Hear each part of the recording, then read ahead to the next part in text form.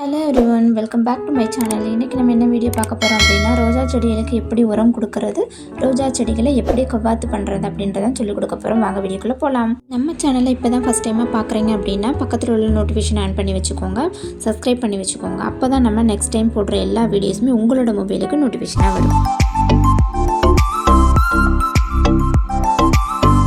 நீங்கள் பார்த்துட்டு இருக்கிறது ரெட் கலர் ரோஸ். இது வந்துட்டு ரொம்ப டார்க் பிளாக், மேலே அந்த விளிம்புக்கு பக்கத்தில் ஃபுல்லுமே பிளாக்காக தான் இருக்கும். ஸோ அந்த ஃபோட்டோஸில் வந்துட்டு வெறும் ரெட்டாக மட்டும்தான் உங்களுக்கு அந்த ஃபோட்டோ வந்திருக்கு. கண்டிப்பாக நிறைய பேருக்கு தெரிஞ்சிருக்கும். இப்போ ரோஸில் வந்துட்டு ஏகப்பட்ட வெரைட்டிஸ் வந்துட்டுருக்கு. இந்த வீடியோ பார்க்கும்போதே உங்களுக்கு தெரியும் எவ்வளோ பூக்கள் வந்து கொடுத்துட்ருக்கு அப்படின்னு. ஒவ்வொரு விளிம்பில் இருந்துமே நல்ல துளிர்களும் வந்துக்கிட்டு இருக்கு. பூ வந்துட்டு ரொம்ப டார்க் பிளாக்குங்க, ஆனால் வந்துட்டு இது ரெட்டாக தான் மொபைலில் காட்டுது. இந்த மொட்டுக்களும் வந்துட்டு நிறைய அதிகமாகவே கொடுத்துட்ருக்கு. மொட்டுக்கள் இருக்க வீடியோஸும் நான் போட்டிருக்கேன், அதையும் நீங்கள் செக் பண்ணிக்கோங்க. எவ்வளோ மொட்டுக்கள் இருக்குது அப்படின்னு சொல்லிட்டு நீங்களே பார்த்துக்கோங்க. ஃபஸ்ட்டு இந்த செடிகள் முழுவதுமே ஃபுல்லுமே மொட்டு தான். பார்க்குற இடம் ஃபுல்லுமே மொட்டு தான். ப்ரூனிங் பண்ணி விட்டதுக்கப்புறமா வந்தது. ஸோ இதெல்லாம் எப்படி வந்தது? ரோஜா செடிகள் இருக்கும், பட் வந்துட்டு நிறையா பேர் வீட்டில் வந்துட்டு துளிர்கள் வராது, மொட்டுக்கள் வைக்காது, பூக்களே இல்லாமல் சும்மா வெறும் கம்பு மட்டும்தான் இருக்கும். நர்சரியிலேருந்து வாங்கி வச்ச உடனே ஃபஸ்ட்டு பூவோடு தான் வாங்கி வச்சுருப்போம். ஸோ அதை கட் பண்ணதுக்கப்புறமா துளிர் வரும், ஆனால் பூக்கள் வந்துட்டு வராது. செடி வாங்கி வைக்கிறது, இந்த செடிகளுக்கு அந்த பூ தான் அழகுங்க. அந்த பூக்கள் வராமல் இருந்தால் எவ்வளோ கஷ்டமாக இருக்கும். அந்த பூக்கள் பூக்க பூக்க தான் நம்மளுக்கு இன்னும் செடிகள் வளர்க்கணும் அப்படின்ற ஒரு ஆசைகளும் நம்மளுக்கு வரும். அப்படி இருக்கிற டைம்ல நம்மளுக்கு வந்துட்டு செடி வளர்க்கணுன்ற ஆசையே போயிடும் இல்லைங்களா?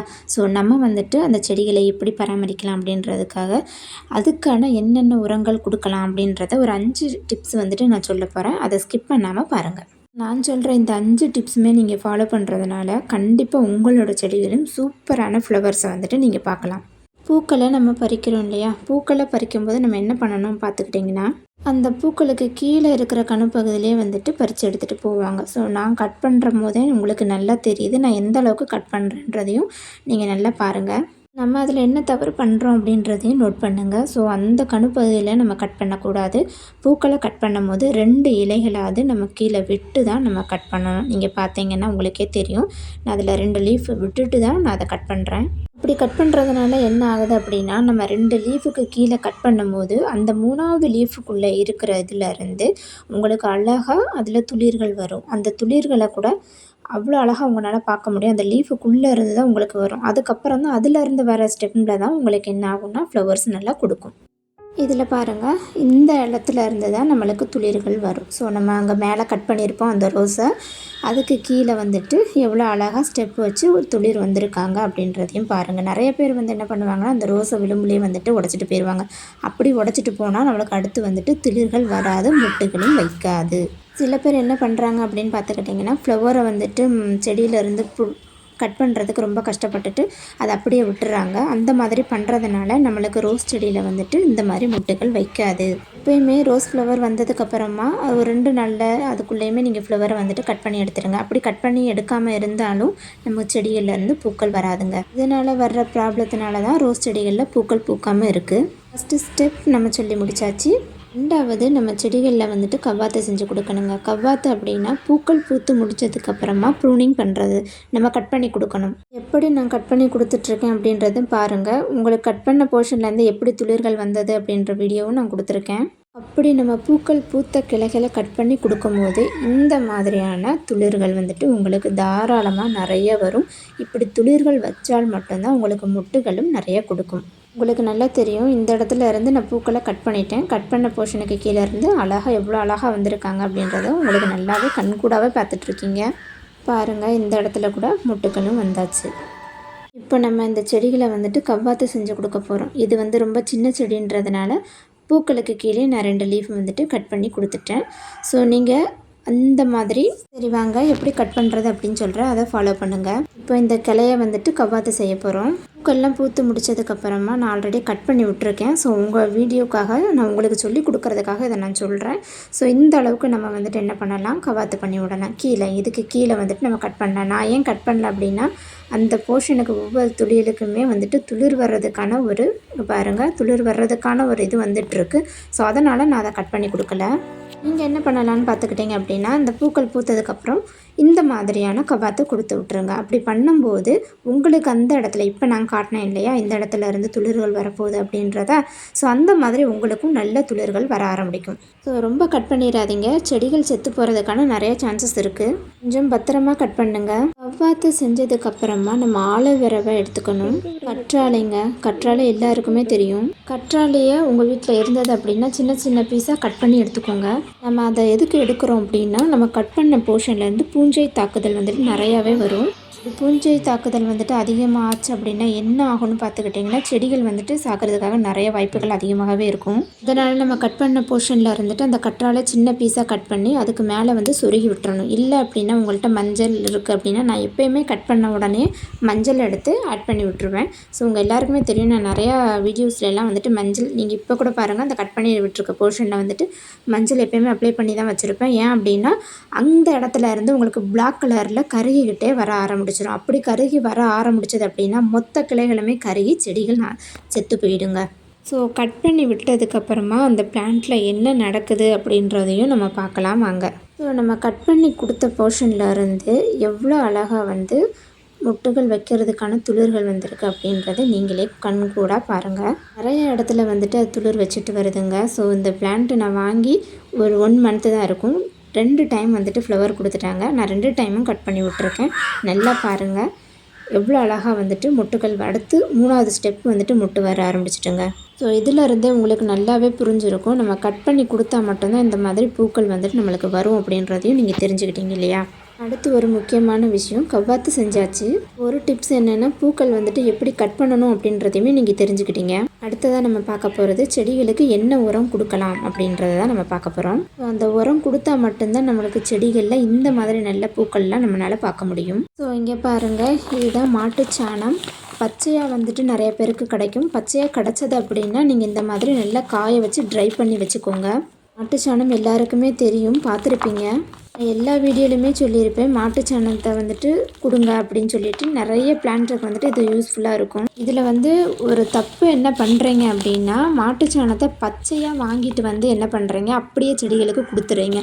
அந்த மாதிரி ஒரு தவறுகளை பண்ணவே பண்ணாதீங்க. நான் இப்போ கையில் எப்படி எடுத்து வச்சுருக்கேன் அப்படின்றத நீங்களே கண்கூட பாருங்கள். ஏன் நான் அப்படி சொல்கிறேன் அப்படின்னு பார்த்துக்கிட்டிங்கன்னா, மாட்டுச்சாணத்தை வந்துட்டு பச்சையாக நம்ம எடுத்துகிட்டு போய் செடிகளுக்கு கொடுக்கறதுனால என்ன ப்ராப்ளம் வரும் அப்படின்றதையும் நீங்கள் தெரிஞ்சுக்கோங்க.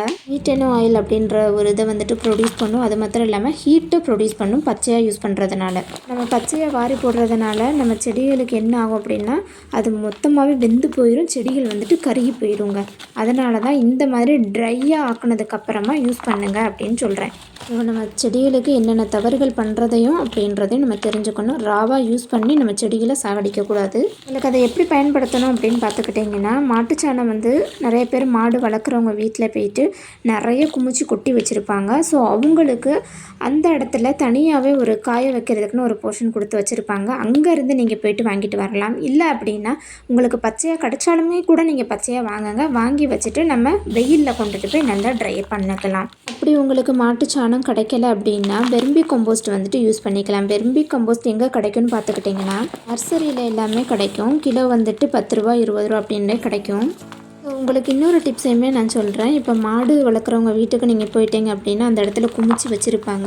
ஸோ அதுக்கு கிட்ட நீங்கள் போய் பார்க்கும்போது அடிப்பாகத்துலேருந்து ஒரு குழி மாதிரி தோண்டுங்க. தோண்டும் போது உங்களுக்கு உள்ளே இருந்து வரக்கூடிய அந்த சாணங்கள் வந்துட்டு அவ்வளோ, இப்போ நான் கையில் எடுத்து வச்சுருக்கேன், இதே மாதிரியே உங்களுக்கு கிடைக்கும். அவ்வளோ ஒரு அழகான கம்போஸ்ட் உங்களுக்கு கிடைக்கும். பார்த்துக்கோங்க, நல்ல உதிரியாக இருக்கணும். ஸோ இந்த மாதிரி நல்ல உதிரியாக கிடைக்கிற மாதிரி பார்த்துக்கோங்க. ஸோ இந்த மாதிரி நம்ம செடிகளுக்கு வந்துட்டு அப்ளை பண்ணும் போது தான் சத்தான உரங்கள் வந்துட்டு நம்ம செடிகளுக்கு கிடைக்குங்க. ஸோ நிறைய பேர் என்ன பண்ணுறாங்கன்னு பார்த்துக்கிட்டிங்கன்னா, மாட்டுச்சாணத்தை வாரிட்டு போய் அப்படியே செடிக்கு வந்து போட்டுடுறாங்க. ஸோ நம்ம இந்த மாதிரி உரத்தை வந்துட்டு அப்படியே கொண்டு போய் செடிகளுக்கு கொடுக்கலாம், நல்லா மக்கிட்டு. ஸோ நம்ம இப்போ இதை என்ன பண்ணலாம் அப்படின்னா, இது நல்ல ஒரு மாட்டுச்சாண எருங்க, தமிழில் மாட்டுச்சாண எரு அப்படின்னு தான் சொல்லுவாங்க. நம்ம அந்த உரத்தை வந்து எடுத்துகிட்டு வந்தாச்சு. எடுத்துகிட்டு வந்ததுக்கப்புறமா நல்லா வந்துட்டு மண்ணை இந்த மாதிரி டூல்ஸ் வச்சு கிளறிக்கோங்க. நீங்கள் அதிகமான வெயிலில் ரோஸ்களை வச்சுருக்கீங்க அப்படின்னா, இந்த கம்போஸ்ட் போடுறதுக்கு முன்னாடி தேங்காய் நார்கள் இருக்கும் இல்லையா, அதை ஃபுல்லுமே மேலே வந்துட்டு இப்படி மூடாக்கு மாதிரி போட்டுட்டு அதுக்கு மேலே இந்த கம்போஸ்ட்டை நீங்கள் என்ன பண்ணுங்கன்னா மேலே எடுத்து போட்டுட்டு நல்லா தண்ணி விட்டுங்க. ஸோ அதிகம் மேலே டெரஸில் வச்சுருக்கீங்க அப்படின்ற போது நீங்கள் அந்த மாதிரி பண்ணுங்கள். ஸோ எனக்கு இந்த இடத்துல வந்துட்டு அதிக வெயில் இருக்காதுன்றதுக்காக நான் அந்த தேங்காய் நார் போடலை. நல்லா இந்த மாதிரி எரு மாதிரி இருக்கும். நல்லா அது பொடி பண்ணிவிட்டு கொடுத்துருங்க. கொஞ்சம் கட்டி கட்டியாக இருந்தாலும் ஒரு கல்லை வச்சு நல்லா தூளாக்கி கொடுத்துருங்க. முக்கியமான இன்னொரு விஷயம் பார்த்துக்கிட்டிங்க அப்படின்னா கொக்கோ பீட் அப்படின்னு சொல்லுவாங்க, தேங்காய் நார்.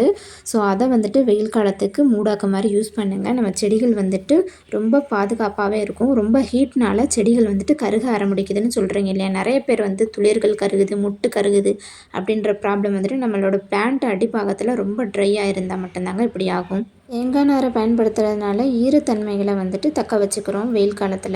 சாணகப்பொடி வந்துட்டு போட்டுட்டு நல்லா தண்ணி ஊற்றி விட்டுருங்க. ஸோ இந்த டிப்ஸு உங்களுக்கு ரொம்ப யூஸ்ஃபுல்லாக இருக்கும் அப்படின்னு நினைக்கிறேன். ஸோ இந்த டிப்ஸும் வந்துட்டு நீங்கள் ஃபாலோ பண்ணுங்கள் இது மாதிரியே. ஸோ சாணகப்பொடியை எப்படி யூஸ் பண்ணணும் அப்படின்றதையும் நீங்கள் தெரிஞ்சிருப்பீங்க. செடி வைக்கும்போது கொஞ்சம் நிழலான பகுதியிலே வைங்க. ஸோ ரொம்ப வெயில் பகுதியில் வைக்கும்போது செடிகள் வந்துட்டு கருக ஆரம்பிக்கும். ஸோ நம்ம சாணாங்கி போட்டதுக்கப்புறமா நல்ல தண்ணி வந்துட்டு கொடுங்க. தண்ணி வந்துட்டு கொடுக்கும்போது ட்ரைனேஜ் ஹோல்லாம் வந்துட்டு கரெக்டாக இருக்கா அப்படின்றதையும் பாருங்கள். தண்ணி நிறையா கொடுக்கும்போது கீழே தண்ணி வேகமாக போகிற மாதிரியும் இருக்கணும். இல்லை அப்படின்னா வேரழுகல் நோய் வந்துட்டு ஏற்படும். ஸோ வேர்களில் வந்துட்டு அழுகல் வர ஆரம்பிக்கும், நம்மளோட செடிகளும் செத்து போயிடும். ஸோ இது ஒரு டிப்ஸ். அடுத்து என்ன டிப்ஸ்ன்னு பார்க்கலாம். நம்ம வீட்டில் வந்துட்டு வெஜிடபிள் வேஸ்ட்டு, வெங்காயத்தோல், வாழைப்பழத்தோல், பப்பாளி பழத்தோல் இந்த மாதிரியான வேஸ்டேஜ் எல்லாம் இருக்கும். அதெல்லாம் நல்லா தண்ணி ஊற வச்சுட்டு செடிகளுக்கு கொடுத்துட்டு வரலாங்க. ஸோ இந்த மாதிரியெல்லாம் இருந்தது அப்படின்னா அதை வேஸ்ட்டு பண்ணாமல் நீங்கள் செடிகளுக்கு பயன்படுத்துங்க. ஒன் டே நல்லா ஊற வச்சுட்டு செடிகளுக்கு கொடுத்துட்டு வரும்போது பூக்கள் வந்துட்டு சூப்பராக அழகாக கொடுக்குங்க. உங்களுக்கே நல்லா தெரியும், நம்ம அந்த தோல்களை ஊற வைக்கும்போது அந்த தோல்களில் இருக்க சத்து அனைத்துமே அந்த தண்ணீரில் வந்துருங்க. உங்களுக்கே நல்லாவே தெரியும், சின்ன வயசுலேருந்து நம்மளை சொல்லி கொடுத்துருப்பாங்க, இந்த காய்கறி தோலெல்லாம் வேஸ்ட் பண்ணாதீங்க, தூர போடாதீங்க அப்படின்னு சொல்லி கொடுத்துருப்பாங்க. அந்த காலத்தில் சொன்ன விஷயங்கள் எல்லாம் நம்மளுக்கு இப்போ ரொம்பவே யூஸ்ஃபுல்லாக இருக்குது. அந்த மாதிரி கண்டென்ட்லாம் வந்துட்டு நம்மளுக்கு ரொம்பவே நல்லாயிருக்கும். ஒரு சூப்பரான அருமையான டிப்ஸுங்க. அடுத்து ஃபைனலாக நம்ம பார்க்க போகிற டிப்ஸ் என்னென்னு பார்த்தீங்கன்னா டீ பொடி தான். கண்டிப்பாக உங்கள் எல்லாருக்குமே டீ பொடி வந்து தெரிஞ்சிருக்கும். நம்ம கடையிலேருந்து ஃப்ரெஷ்ஷான டீ தூள் வாங்க தேவையில்லைங்க. டீ கடையில் வந்துட்டு நம்ம வேஸ்ட்டான அந்த தேயிலை இருக்குல்ல, ஸோ அந்த மாதிரி நம்ம கேட்டு வாங்கிக்கலாம். ஸோ நான் அந்த மாதிரி தான் கேட்டு வாங்குகிறேன். நான் டெய்லியுமே டீ யூஸ் பண்ணுறதுனால அந்த டீ பொடியும் வந்துட்டு நல்லா கழுவி வெயிலில் வச்சு காய வச்சுட்டு இந்த மாதிரி ட்ரை ஆக்கிட்டு நான் செடிகளுக்கு கொடுத்துட்டு வரேன். ஸோ நீங்கள் இந்த வீடியோவும் உங்களுக்கு நான் அட்டாச் பண்ணியிருக்கேன், பார்த்துக்கோங்க. இந்த மாதிரி செடிகளோட வேர் பகுதிகளுக்கு நல்லா கொடுத்துட்டு மண்ணை கலரி கொடுங்க. ஸோ உங்களுக்கு ரெட் கலர் பூ இருந்தது அப்படின்னா அந்த ரெட் கலரு இன்னும் அதிகமாக ரொம்ப பிரைட்டாகவே அந்த கலர் வந்து உங்களுக்கு எடுத்துக்காட்டும். நல்ல பூக்களுக்கு நல்ல ஒரு பிரைட்னஸை வந்து கொடுக்குங்க. அண்டு ஒயிட் இருந்தது அப்படின்னா நல்ல ஒயிட் வந்து கொடுக்கும். இந்த மாதிரி ஃப்ளவரோட கலரை வந்துட்டு இன்க்ரீஸ் பண்ணுறதுக்கு நம்ம இந்த டீ பவுடர் ரொம்பவே யூஸ்ஃபுல்லாக இருக்குங்க. போயிட்டு வீட்டில் இருக்க டீ தூளை வந்துட்டு யூஸ் பண்ணாதீங்க, வீட்டில் திட்டு வாங்குவீங்க. ஸோ நம்ம டீ பவுடர் அந்த வேஸ்ட்டை கூட நம்ம வச்சு யூஸ் பண்ணிக்கலாங்க. டீ கடையில் கூட கேட்டு பாருங்கள், கண்டிப்பாக தருவாங்க. நான் சொன்ன 5 டிப்ஸுகளையுமே நீங்கள் ஃபாலோ பண்ணிட்டு வந்தீங்கன்னா உங்கள் வீட்லேயும் அதிகமான பூக்கள் கொடுத்து நிறைய முட்டுகள் வைக்கும். இந்த மாதிரி உங்கள் வீட்லேயும் பூக்கள் பூக்கணும் அப்படின்னா இந்த 5 டிப்ஸை ஃபாலோ பண்ணுங்கள். லாஸ்ட்டாக நான் ஒரு டிப்ஸை வந்துட்டு உங்கள்கிட்ட சொல்கிறேன். பூக்களை வந்துட்டு கட் பண்ணும் போது சிசரை வச்சு யூஸ் பண்ணுங்கள். கையால் வந்துட்டு கட் பண்ணி எடுக்காதீங்க. அந்த இடத்துல வந்துட்டு அந்த கம்புகள் வந்துட்டு நசிஞ்சு போக நிறைய வாய்ப்பு இருக்குது. This video sponsor by Moto shopping. இந்த ஷாப்பிங்கில் நமக்கு கிச்சனுக்கு தேவையான அனைத்து பொருட்களுமே வந்துட்டு பெஸ்ட்டான முறையில் கொடுத்துட்டு வராங்க. உங்களுக்கு இந்த லிங்க் தேவைப்பட்டது அப்படின்னு டிஸ்கிரிப்ஷனில் லிங்க் கொடுத்துருக்கோம். லிங்க் டச் பண்ணி உங்களோட ஆர்டரை ப்ளேஸ் பண்ணிக்கோங்க. Happy shopping. என்னோட வீடியோ பிடிச்சிருந்தால் லைக் பண்ணுங்கள், ஷேர் பண்ணுங்கள், பக்கத்தில் உள்ள பெல் பட்டன் ஆன் பண்ணி வச்சுக்கோங்க. உங்களோட ஃப்ரெண்ட்ஸுகளுக்கு இதை ஷேர் பண்ணுங்கள். Happy gardening.